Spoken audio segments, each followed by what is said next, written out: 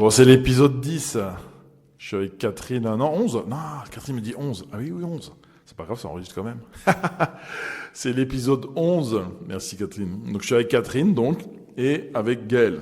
Catherine est déjà intervenue, mais vous savez, vous pouvez revenir autant de fois que vous voulez. Plus il y a de foule, plus on rit, je crois que c'est l'expression.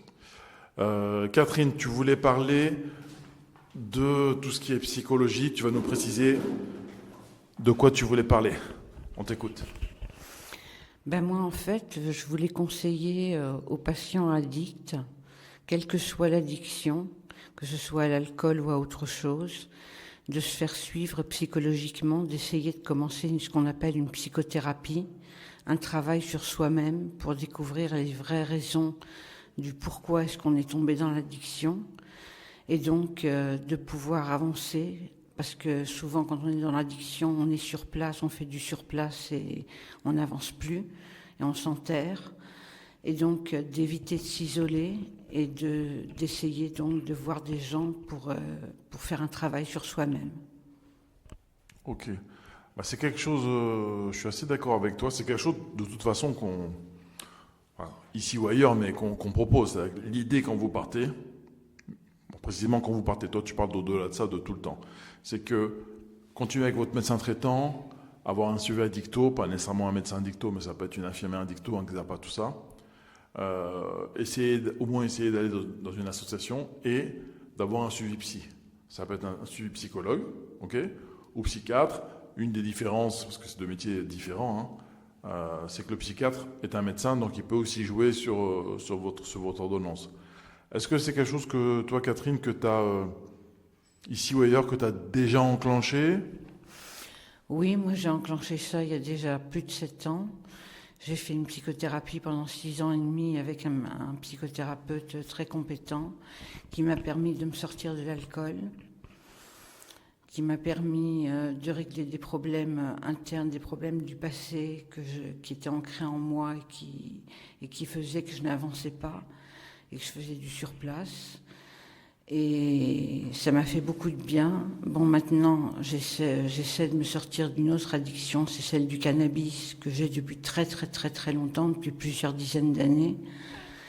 Et donc c'est pour ça que je suis à Malvaux. On est bien entouré, on est bien suivi, donc on se sent soutenu. Et puis, comme je l'ai dit la dernière fois, ça vaut le coup d'avancer, ça vaut le coup de le faire. Il faut vraiment pas hésiter, faut se lancer, faut mettre le pied à l'étrier et se lancer. Et après, il faut suivre le mouvement et il n'y a pas de raison que ça marche pas. Si ça marche pour les autres, il n'y a pas de raison que ça marche pas pour vous. Ok, tu dis souvent les termes de mouvement, comme ça on comprend bien le truc d'avancer, même si des fois on stagne, pas qu'on réfléchit. Est-ce que toi, tu t'es déjà projeté à ce niveau-là d'un suivi, c'est-à-dire que tu vas peut-être continuer avec la même personne, c'est quoi la suite quand tu sortiras de Malvaux, justement, sur ce sujet précis de suivi psychologique ? Malgré que j'ai plus trop les moyens, je vais quand même revoir régulièrement mon psychothérapeute. Mais je vois aussi une psychologue à l'hôpital où c'est complètement gratuit. Et j'ai refait un travail avec elle où elle m'a expliqué que certaines relations étaient toxiques, qu'il fallait les éviter à tout prix. Tu as déjà été très, très précise dans ça. Donc ouais, tu vas reprendre un suivi. Est-ce que... on n'a pas besoin de savoir exactement, mais c'est quand tu vas voir un psychothérapeute ou un psychologue ou un psychiatre, il y a des...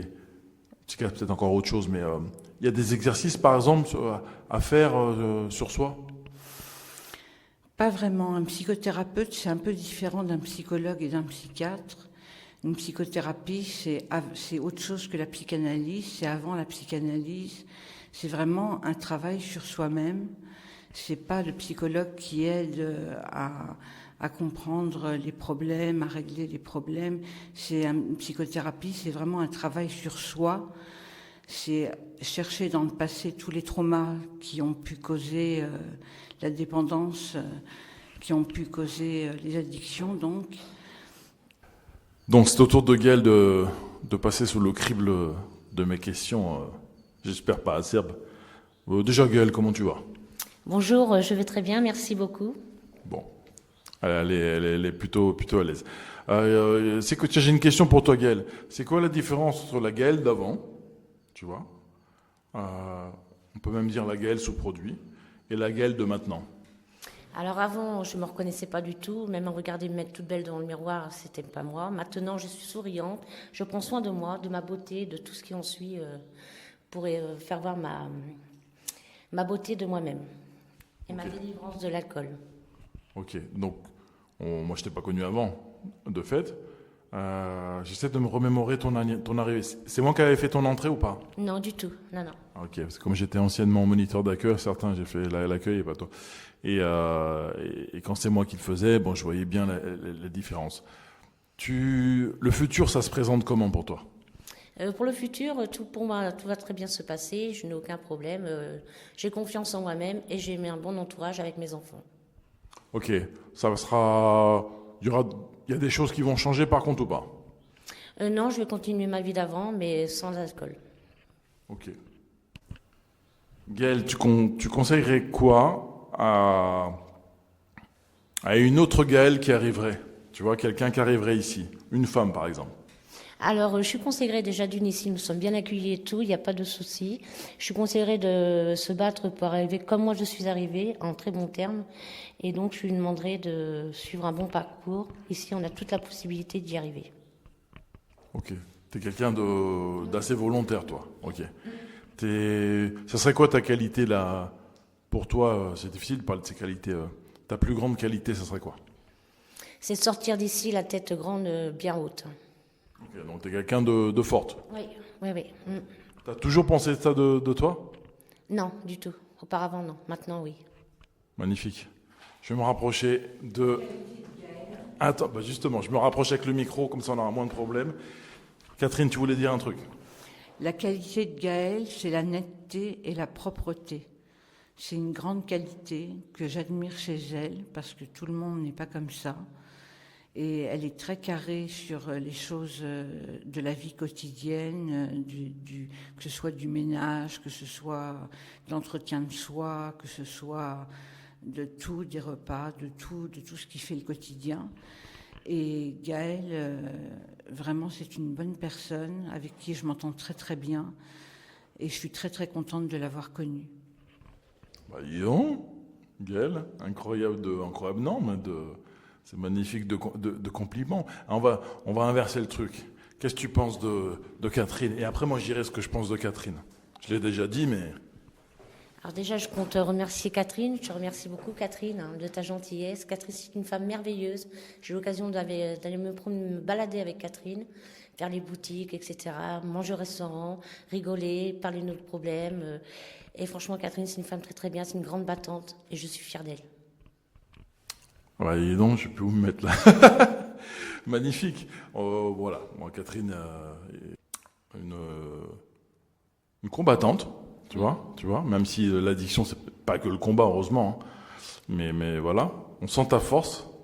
Faut que tu continues sur ça. Et puis, Catherine, je t'avais déjà dit la dernière fois, il y a comment dire ça? Ouais, une profondeur, tu vois. Il y a de la ressource, il y a de la réflexion. À toi de gérer après que peut-être qu'il n'y en ait pas trop, moins, je sais pas. C'est le truc, tu vois, mais pas que ça tourne en rond non plus comme tu disais tout à l'heure. Mais tu as cette capacité d'analyse. Et ça, il y a pas, tout le monde l'a pas, quoi. Gaëlle, parce qu'il y a quelque chose qui m'intrigue. Parce qu'au début, bon voilà, t'es pas quelqu'un qui a, en tout cas ici, qui est peureuse ou pas, mais voilà, t'avais des petites questions par rapport au podcast. Et puis là, je vois que tu vois, ça fuse, voilà, tu réponds du tac au tac. Est-ce que tu es quelqu'un qui peut parler facilement d'elle-même? Non, du tout, parce qu'étant donné que je sais parler aux gens, je sais garder mes secrets et je sais comment dire, je suis quelqu'un de très gentil et tout, mais je sais me taire quand il faut se taire. Okay. Tu sais garder tes secrets, tu sais... Ok. Parfait.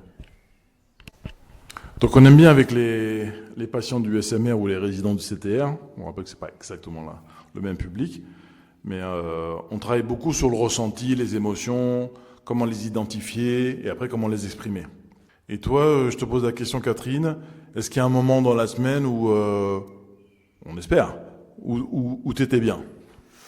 Oui, oui, c'était samedi quand j'ai passé la journée avec Gaël. On est allé à Tours, on a fait pas mal de choses, on a mangé, on a fait pas mal de boutiques, on a parlé, on a échangé nos problèmes.